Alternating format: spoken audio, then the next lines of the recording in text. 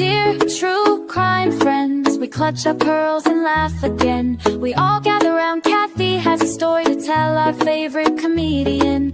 Heifer, please, I don't have the free time unless you got the scoop again. Here for the gossip, rumor, and innuendo. I will live for today until the endless heaven buffet takes me away. Oh my gosh. Hey there, true crime friends. Guess who stopped by Gossip, Rumor, and Innuendo? It's Josh Ritter. Oh my God. Welcome, Josh. Welcome. Oh, thank you so much for having me. I've been looking forward to this. I'm so excited. A real lawyer has come to this madness that I call a YouTube channel. It's thrilling to me. Oh my gosh. So we are here today to talk all things Brian Walsh. Have you watched? You've been watching? How are you staying up to date? No, I am. I have not, admittedly not been watching every minute of it, but I've been catching up on as much as I can. And I know what's going on. And I know most importantly, what took place today, which is, I think, the biggest moment of the whole trial was what didn't happen rather than what did happen. It's crazy. Everybody is like, okay, today is the day. He's going to testify. He's going to tell us all his lies and story and whatever else. Why do you think he didn't testify? I think he chickened out. And the reason I say that is I don't think that his attorneys advised him not to. This case did not go well for them to the point that they might say, sometimes putting on your client is like a last ditch Hail Mary effort. And so usually if it looks like the defendant might testify and then they don't, that might be an indication that the defense is like, hey, the prosecution didn't meet their burden here. We don't need to rock the boat.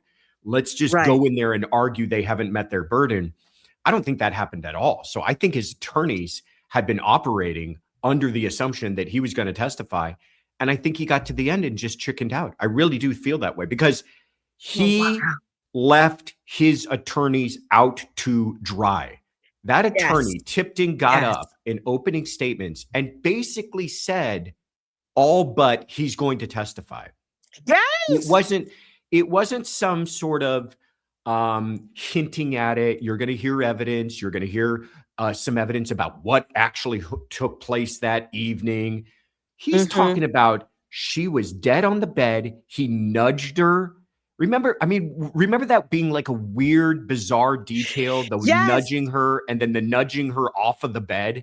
It was such a specific and bizarre detail.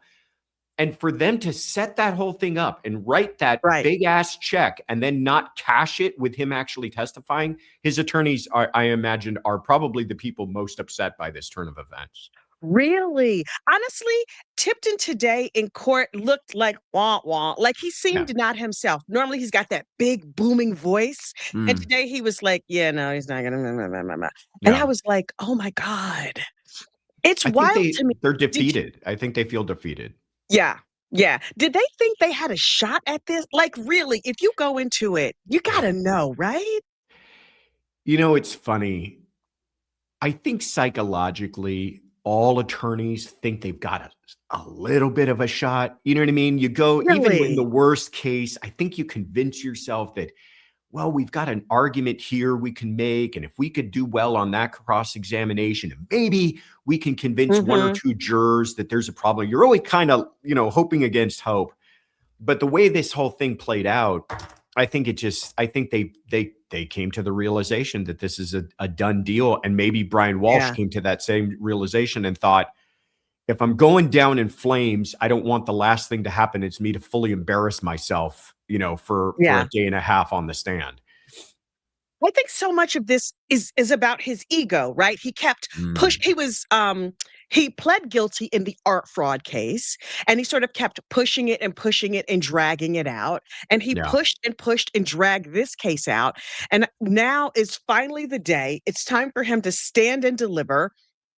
And he doesn't do it. I was stunned. Yeah. I'm trying to figure out, like, psychologically, what does that say about him? Whenever you're shocked by the behavior of a defendant, just remind Right. yourself this is the same person who killed his own wife, the mother of his own children, and then Oh. decided to chop her up. Like whoever has the psychological flaws to do that Right. is also the type of person to do any number of kind of unpredictable things, right? Crazy So thing. Yeah. he probably had at one point insisted to his attorneys that he's going to testify because that Mhm. opening statement, I keep on going back to that, is so ridiculous and so Yeah. specific that Yeah. I'm sure he had something to do with that, telling them, I want you to tell the jurors, this is what I'm going to tell them. And then after Mhm. he insists upon that, then he gets cold feet and says, well, I'm not going to testify. I mean, he's a narcissistic It's so egomaniac. weird. Yeah. Yeah, you know what's funny though? I wonder, a lot of what he has done has been under the cover of darkness, right? Like so much of his behavior is sneaky. The selling of the Andy Warhol, he didn't have to go and like look some guy in the face. He frauded this guy over over Mm, eBay. He did it online.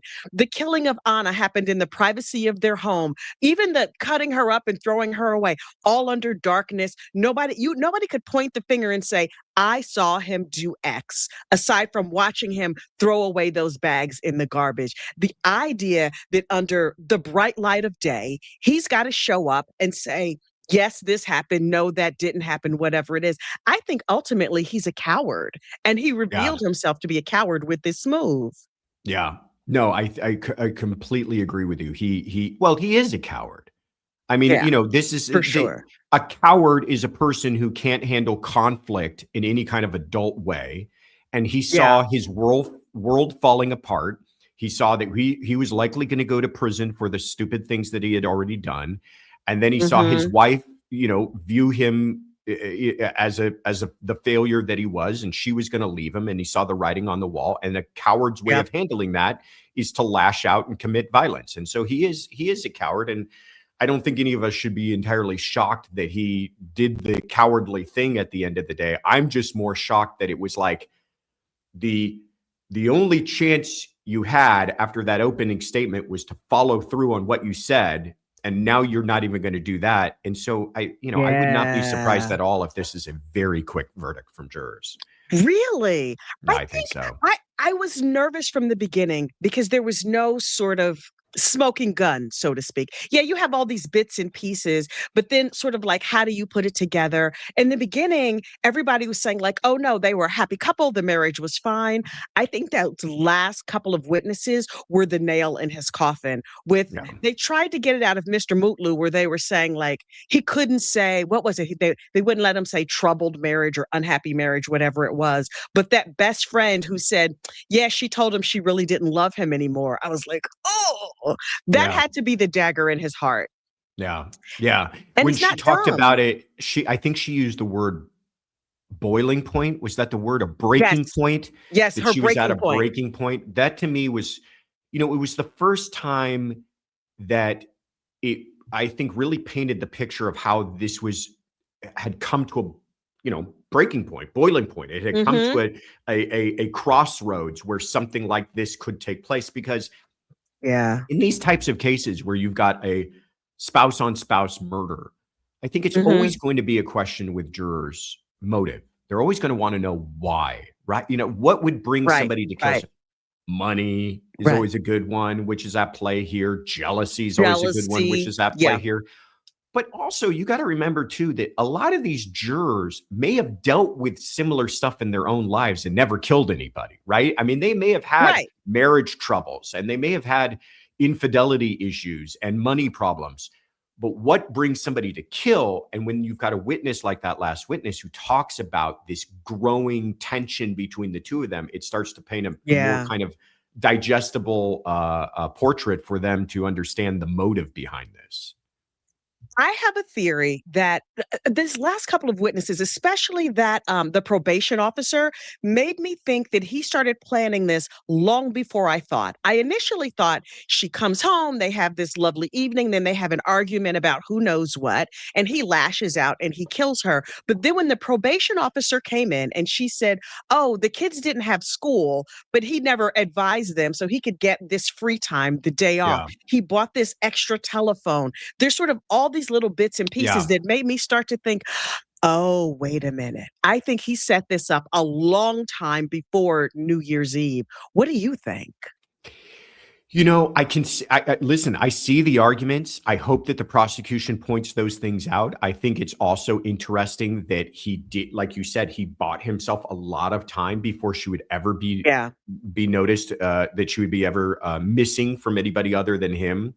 I Mhm. think you could go a step farther and say, well, isn't it convenient that they planned this little get together with someone who could be the last person that saw her to kind of like, I don't Yes. know, close in on his alibi perhaps or something like that. Mhm. The only thing that, if I'm now putting on my defense attorney hat, the only thing I would point Right. towards though is that the prosecution Google searches, and they should, because he's Mhm. just a Mhm. madman about these Google searches, Googling everything on earth. Right. But his search history before that night doesn't indicate S anything about premeditation, in my view. In fact, it probably argues the other direction because he's talking about Mm. divorce. He's saying, Right. what states about divorce and things like that, which to me, if I'm his attorney, I'm arguing, look at that indicates a man who was planning on living a life without his wife, but her still alive, not a man who's planning on killing his wife. Because what do you care about Oh. divorce if you're going to kill her, right? So Right, that's right, right, right. the only issue I think they could make of that.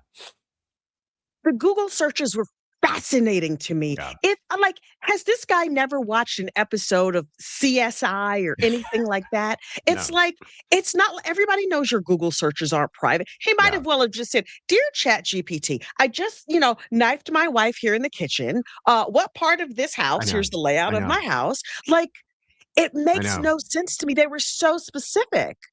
They were so specific. They were so many of them. I Yes. agree with you. He is no true crime fan, right? He's not on YouTube watching true crime shows at all. At all. He Not would have at had the all. answers to three-quarters of those stuff. But Honest to God. I was most shocked because when we first heard media reports, they had like told us about like 6 or 7. And then when we Mhm. hear it in court, it's dozens of searches. And I agree with you. They were so specific. There was one that stood out to me where he says, it's something along the lines of best way to clean footprints. And I'm like, this man has gone into a state of like paralysis. Like he can't even figure out something as like as rudimentary as just cleaning up your floor. You know what I mean? Right, It's like right. he's lost all ability to think on his own. It was wild, and my personal favorite was, like, top 6 ways to hide a body, and from a Incredible. website called Murder, Murder, Murder. I was like, "Wait, what? Incredible. How to Incredible. clean up after you," and I was like, "It's so specific and so odd." Yeah. I I wonder, is there any I'd be curious to see if there are any, like, interviews or anything of him prior to this, because he wanted to be courted by the fancy people in his town, whether it Yeah. was, "Oh, I'm a food guy, I'm a wine guy, I'm a this, I'm a that." Did he ever have a real job that we know of? I mean, I don't know the answer to that. It's a really good point. I would love to know psychologically, was he kind of an obsessive person before, the type of person that gets kind of Mm, fixated and, asks a bunch of questions? That would be really right. interesting. I mean, the only thing I think we can say is that I've never been to Massachusetts, but what I understand is that Cohasset is a very affluent area, that Mhm. he lives in this nice house. His wife is a professional. He, even though he was a fraud on it, I don't think you get involved in the world of dealing with art if you don't have a Right. certain level of sophistication. So I think we can kind of assume that he ran in circles of sophisticated people, and he probably was sort of a sophisticated person himself. I was Yeah. talking with Joel Waldman from Surviving the Survivor I last saw, night. yes. Yeah, yeah. Oh, yeah, yeah, yeah, yeah. You said hi. Thank you. He made that point. He's like, listen, don't give him some credit that he might be a pretty well-spoken person when he gets on the stand, and now we'll never find out. But yeah, it would Mm. be interesting to know how he would have presented himself. I mean, I know this isn't entertainment, but I feel so robbed of the final act. Same, same. I think Yeah. a lot of people are feeling that way, but there was an article from a couple of months ago. I think Boston Magazine did it, and it was called something like The Secret Life of Brian Walsh, and it sort of went into his Yeah. family background. Yeah. His father was a prominent surgeon. His mother is a Persian like rug heiress or something. I kept saying Yeah. she comes from old rug money. Um, but she, they had this like fancy hoity-toity lifestyle, and then the dad walks out on the family, but the parents never got divorced.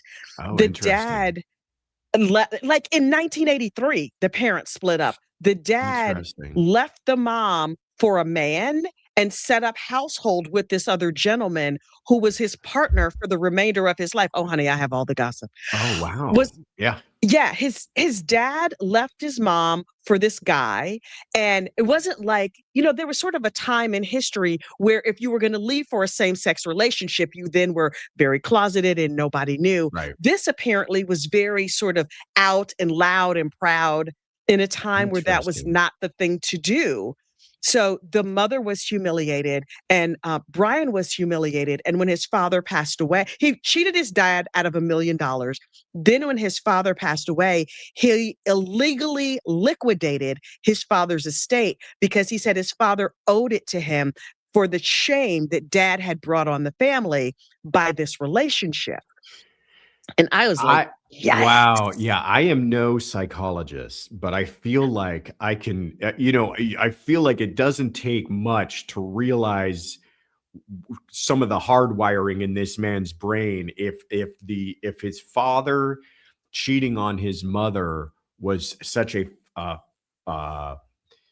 uh, formative part of his life, Yes. you could Yes. understand how especially triggering his own Yep. wife's infidelity might be. I mean, that's what everybody suspects, is that is Yeah. probably the evening she confessed what exactly was going on in her life, and he Hmm. just lost it, and you could see him flashing back to everything that he went through as a Right. child, making him lose his brain, which, not to kind of bring it all back to the legal issues, but which is why Mm. I've always looked at this case as more of like a heat of passion manslaughter type thing. In my view, Yeah. it seems like you're definitely got people who've got problems, but something happened that night and he snapped and he Hmm. killed her. And then in, in the kind of uh, fog of all of it, he goes, "What am I going to do?" And that's why he's on Google, Right. because he doesn't know what to do. So he's like, Right. "How do I do this? How do I do that? How do I clean up this? How do I clean up that?" Because he's just lost himself. And he clearly can't think straight because some of the Mhm. questions that he asked Google are so basic. It's Yeah, like, can baking soda make a dead body smell good? right. Sir, no.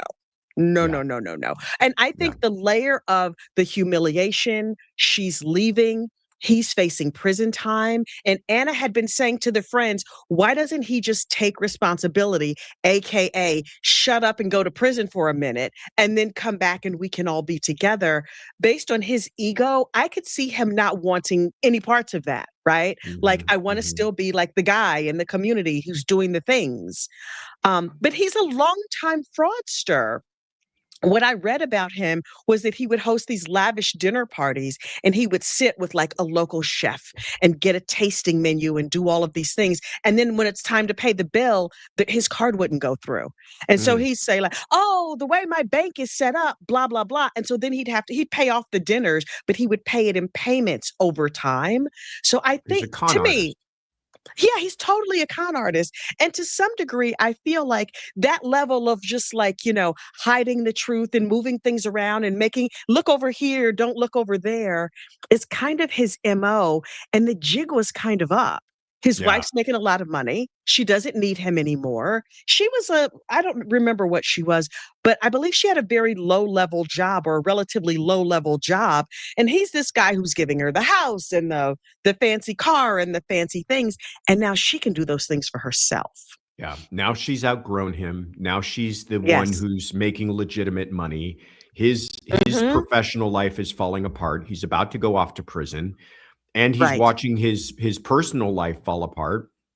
And I think you make an excellent point too. If he was this kind of person that liked to be flashy and have the tasting menu and have the dinner parties, then he probably could not tolerate, stomach Mhm. the humiliation of his wife Yep. leaving him. And so he wasn't going Yep. to let that happen. And for the nerve of her to say, "Just go ahead and go to prison for a little bit, it'll be fine." Yeah. Because from him, I mean, listen, I don't wanna go to prison for 1 day. At the time, they thought he might go to prison for 1 year, and he was just like, "Oh, no, no, no, no, no." In the end, I think it was 3 years. Do you remember how much time he got for the art fraud? I think it was 3. Something like that, yeah, and Yeah. I don't know if that means like, in federal cases, if you get 3 years, do you have to serve the full 3, or is there some you have to do a percentage of that? It is much stricter than state courts, but there is Oh, an ability for programs that they can take part of to work off some of that time. okay. Okay, Yeah. I'm struck because one of the Real Housewives just got out of prison 4 years early, and so I was like, "Well, wait, how does that work?" You Yeah. know? So I Yeah. thought maybe he could go in and do whatever. I mean, I'm sure he Sure. would be like, I'm gonna do all the things, I'll be home in 6 months, tick-tock," is maybe Right. what he was thinking. Right. But his Right. ego maybe couldn't stand that. It's wild. Well, I mean, you at one point, and they never really fleshed it out that I can remember, is that the prosecution had a theory that maybe part of the reason why he planned her murder was because he felt that the courts would have a much more difficult time sentencing a man who's the sole caregiver of children to prison. Yes. And I Yes, remember being yes, like, yes. God, that is about one of the most diabolical motives I've ever heard for murder. But, I mean, a person never been to prison before, living the kind of life he Right. is, he may have thought he may have been completely desperate. Is that really a thing, though? Will the prison system say, "Oh, you're the only caregiver, therefore you don't have to go to prison"? That seems crazy to me. I I could see a judge being persuaded in a case like this. You're talking about a nonviolent crime, right? Mhm. It's essentially a financial crime. They're gonna have Okay. him pay back the finances of it. So it's not Right, like he's right. this like a violent threat to society. I could see a judge saying, "Okay, I'm Oh. going to put you on like a restricted house arrest for 3 years so that you can still continue to care for your children." I could see that for sure. Wow. I guess Yeah. in my mind, it's like they say go to jail, you go to jail. There's no 2 ways about it. Even if the time gets shortened, it didn't I mean, is the federal system different from the state system in that way? Or do you know much about the federal system? I don't know as much, but I do know that there is a certain amount of discretion that are given to judges in the federal system as well as in the state Hmm, system. They're not like hands completely tied in some of these cases. Like I said, if this was a murder case, very different. But because it's a right. financial crime, a nonviolent crime, I could see there being a lot more discretion for the judge and what they're able to do. Huh. Yeah. Okay, well, note to self. I mean, Yeah. I'm not gonna commit any Yeah, crimes, I I was gonna promise. say, don't commit crimes and then commit other crimes to try to get out of those, but, Right, right. That's maybe not the way you wanna go. Okay, wait, there's a bunch of questions over here in my little question box. Yeah. Let's see. Josh, have you ever had a client pull the rug out like this? That's a good question. Were they at the last minute? Why is my thing playing No. music all of a sudden? No, I haven't, That's and good. I'll Do tell you you deal with a lot of why. homicides? No, but I'll tell you why. I would Mm, never, even if my client said, "I wanna testify," I don't think I would ever give the kind of opening statement that they gave. Like, I think I mm, would still say, "Okay, well, let's play it. Let's keep our cards a little close to our chest here and see how things play out with the prosecution." No need right, for us to go out on a limb and, like I said, write this big check in opening statements unless we know we can cash it, because you don't know. You don't know if you're going to get into right. trial and things will fall apart, or maybe you'll want to pivot and have a different defense, and you want to Mhm. have painted yourself into a corner in opening statements. And people can say all day long opening statements aren't evidence, but jurors are listening and they're paying attention and they're going to Yes. remember, hey, dude, what happened to all the nudging out of bed thing? We never heard about that. And now you're trying to tell me that, I should believe she died in bed because some Right. Medical experts said that happens every once in a while. I mean, it was a bad strategic move by his Yeah. attorneys. They do deserve a little bit of the blame to not hedge their bets a little bit, I guess. Mhm. I mean, they opened by saying he's a liar. He lied to the police. I understand getting out in front of what your guy did, right? They're Right. going to be able to prove that this defense team was like, look, we know the state is going to be able to prove that he lied to the police. So let's just get right out there and say he lied to the police. He did this, he did that, blah blah blah. And I'm left as a juror sitting in my living room thinking, okay, so we go in knowing he's a liar. They're saying he's a liar, but he's not a murderer. Okay, we'll see. And maybe this is typical, maybe not. I generally decide kind of in my mind where I stand at the end of opening statements. Yeah. I obviously keep an open mind, but I really don't have to that much because I'm not on the jury. I'm sitting in my living room. Right. But Right. to some degree, I'm like, okay, I believe this one. I don't believe that one. I sort of get a sense of what I think happened. Is that usual in your experience? I mean, I think as much as we instruct jurors to keep an open mind, to wait till you hear all the evidence, I think they're like, they're like you, they're like me, they're like any of us. We're all kind of making decisions along the way. And if we find something Yeah. just to be so incredulous from the very beginning, we're probably going to be very skeptical of it. Doesn't Hmm. mean that you can't change your mind or be convinced otherwise. But, For sure. it just, to me, it made it, and getting back to this point about him taking those pleas ahead of time, I still Hmm. have an issue with that, just from a lawyer's perspective, because Really? they didn't need to plead. They could have gone in and said he's going to admit to this, and say, allow those charges to remain and say he's going to admit to this stuff if they really felt like they needed to make that strategic move. But to just, Interesting. like you said, to just give away so much ground from the very beginning didn't seem like it's worth it to me. And now here they are painted into this corner where they've admitted to everything but the murder. And it looks like now they've got no real excuse for the murder. Is that a decision that the lawyer makes in consultation with the client, or can the client just come in and say, I had this brainwave last night and I decided that this is what we should do. I could not make the plea make sense on any level. It There's never going to be a plea without the client agreeing to it. Okay, fair So enough. they had to have a discussion and convince him of it. I think what happened Mhm. is, I think they sat down with, they tried to fight to get these Google searches out, and the judge finally decides the Google searches are coming in. And then I Right. think they sat down, pardon me, I think they sat down with their client and they said, Brian, look, there's no excuse for these searches. There's no argument to be made. There's no way we're going to Mhm. convince a jury that you're just curious about these things coincidentally while your wife is missing. Okay. Right, right, right. But I think they looked at him and they said, listen, the worst that this does for you is shows that you disposed of her body. Because he's Mhm. interestingly not searching for things like, best ways to get away with murder, or Right. if you just shot your wife, what do you do next? Right? Like there's nothing like that.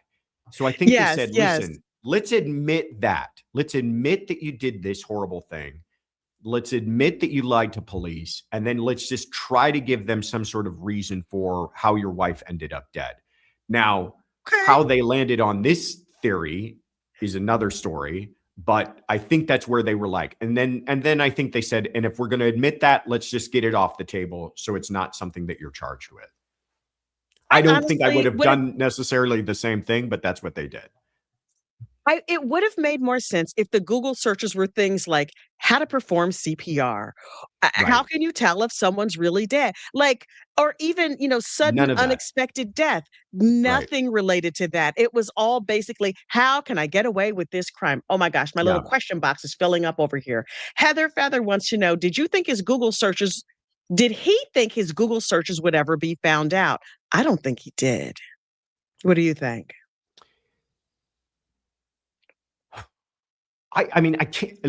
I don't think he either thought he would get away with it, or he wasn't thinking about it at the time, because they're so Mm, awful that I don't think there's any way that he would have been doing it knowing that people would see him. There's no right, disguising what he's doing. You know what I mean? It's just so, I right. mean, best tools to dismember a body. I mean, it's like you said, they're so specific that there's no So getting horrible. around it. Yeah, horrible.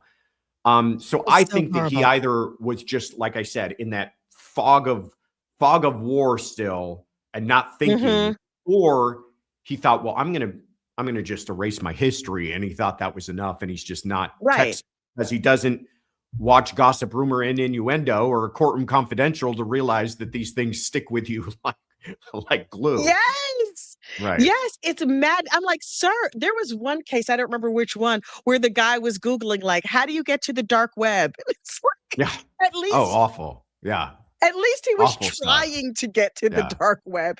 Everybody with my chat was like, "Oh, yeah, he was going dark web near me." Like, you know, Right.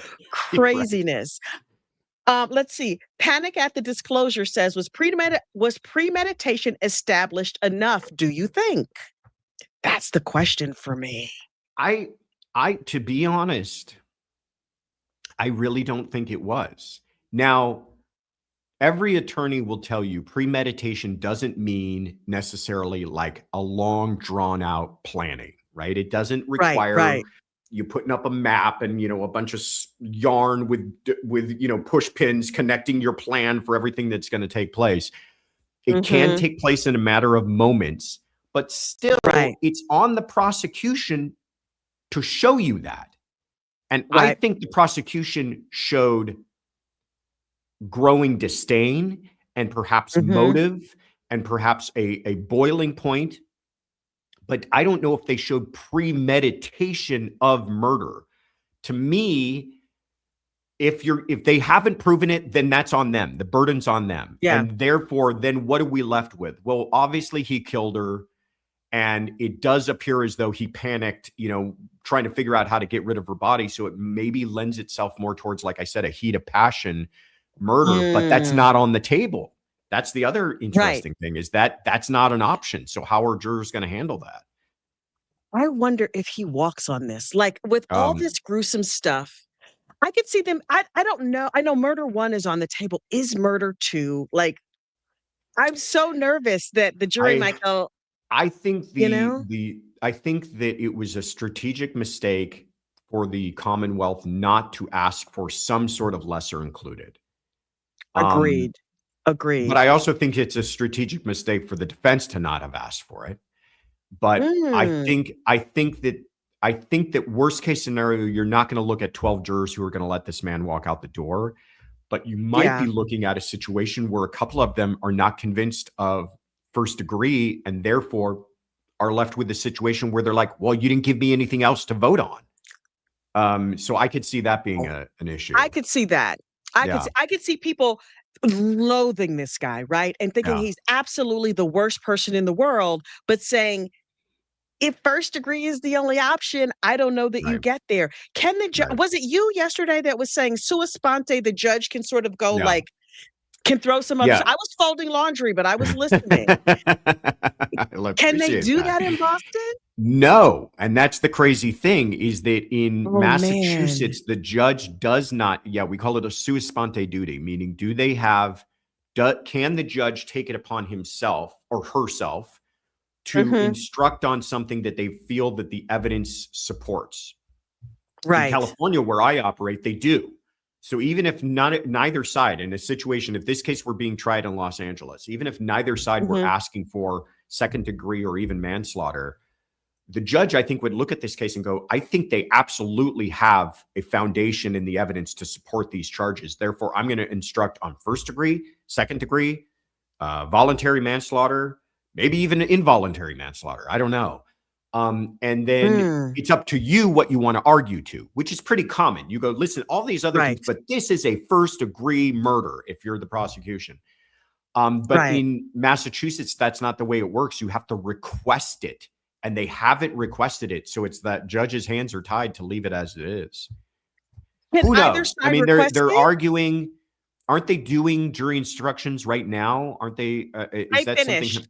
They had wrapped up when I was getting off. I was listening to Emily D. Baker, and they had sort of Mhm. wrapped it up. I think she was just taking questions from chat when I left. But I thought they were done for the day. They were going to sort of review things and go over it one last time in the morning to Yeah. make sure everything was okay. But like, can you add that into the jury instructions at the last minute? I'm not sure how that part of it I think you works. could add it at any point that you request it, because I think the evidence Okay. absolutely supports it, but they haven't requested it. Unless something happened today that I missed, because I've been a little busy, but if I missed it, Yeah. Yeah. then that's it. They're going in with no safety net on both sides. Oh my God. That's Yeah, so scary. it That's so is. scary to It think is. that this guy could Because be out here free. I Yikes. don't think he's going to be free. I really, I think that is just a horrific scenario. I think there are some jurors who are just going to be like, I'm not letting this guy walk free. For But I sure. do think it could be, because, by the way, even in the best of cases, this happens where you get one Mhm. or two wild jurors who just are like, I don't understand reasonable doubt, and they decide they're not convinced.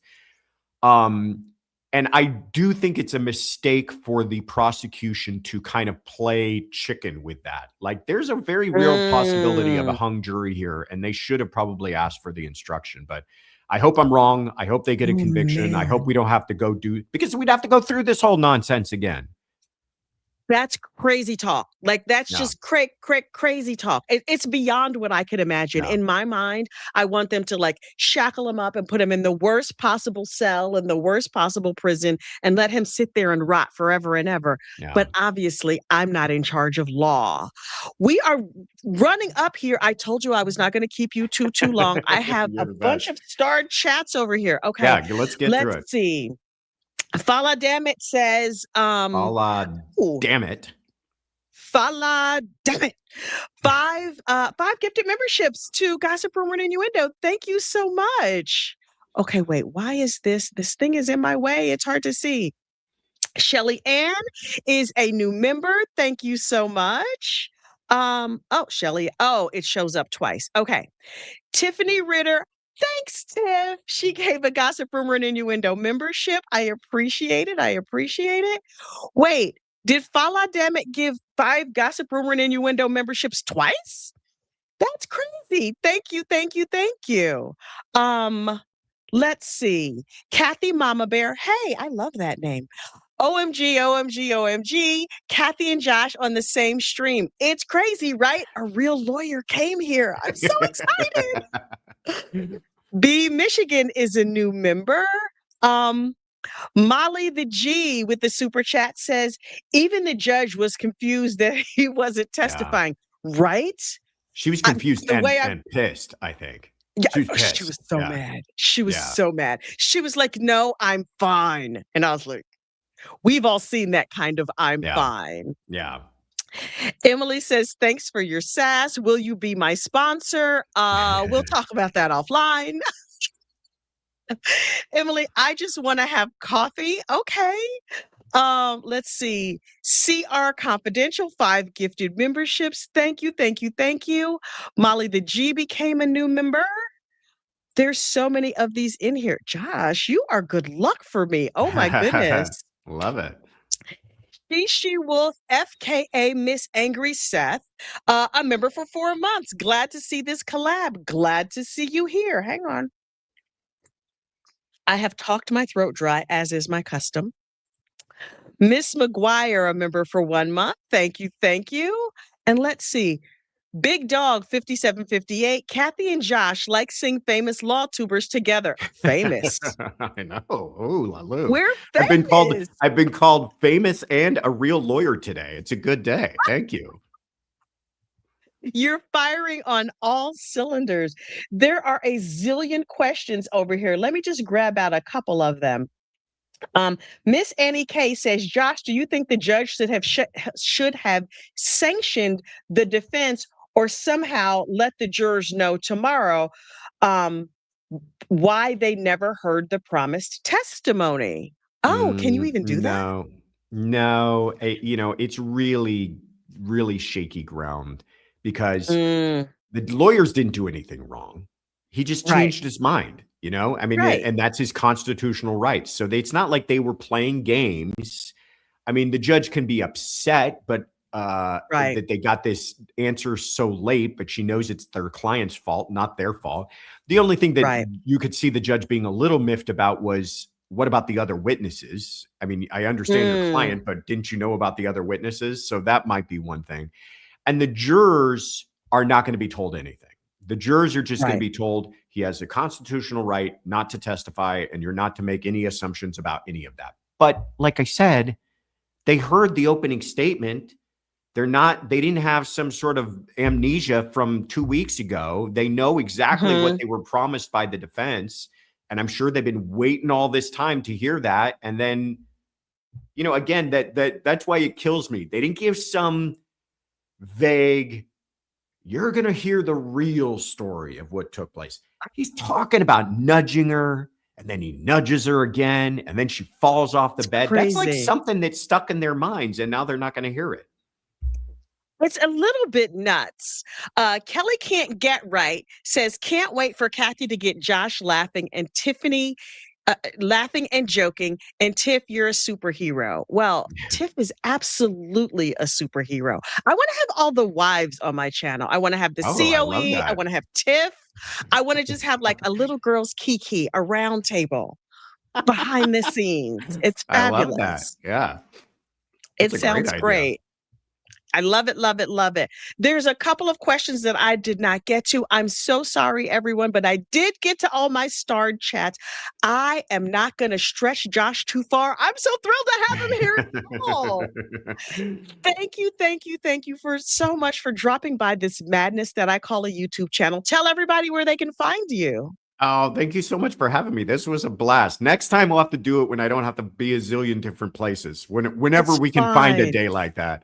Yes, Yeah, yes, yes, yes. I see so many familiar names in the chat already, but if you're not familiar, please check out Courtroom Confidential. We do a lot of the same thing. We're talking about cases going on and trials, and I've got a background as a prosecutor and defense attorney, so we would love everybody here who's maybe checking us out for the first time. Please go over and subscribe. You won't regret it. You won't at all. It's very smart legal chat, and they have awesome merch. Really, really cool merch. Thank you. Thank you. I'm going to let you get out of here. Hang on, Josh, while I play this outro. Dear true crime friends, we clutch our pearls and laugh again. We all gather around, Kathy has a story to tell, our favorite comedian. Heffa, please, I don't have the free time unless you got the scoop again. Here for the gossip, rumor, and innuendo. I will live for today until the endless heaven buffet takes me away. Hey, yeah, yeah. Hey, hey, hey, hey.